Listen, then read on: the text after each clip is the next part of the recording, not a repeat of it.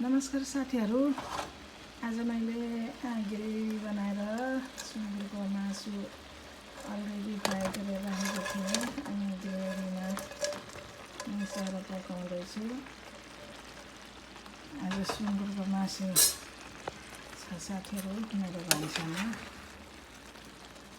Gravy बनाएर सुँगुरको मासु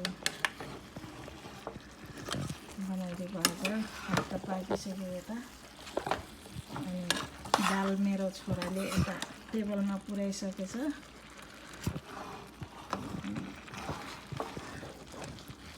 यो पनि खै कता कता सरेको आज यो ग्रेभी बनाइदिनु पर्यो साथीहरू। आज दाल भात अचार छ अनि मासु।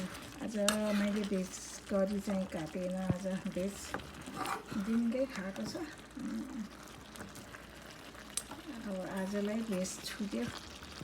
अनि साथीहरू यता यो सुँगुरको मासुमा चाहिँ सुँगुरको मासु मैले यहाँको 5 पाउन्ड भन्छ, त्यो 5 पाउन्ड फ्राई गर्दा बेला यता यदि धेरै तेल निस्केको छ।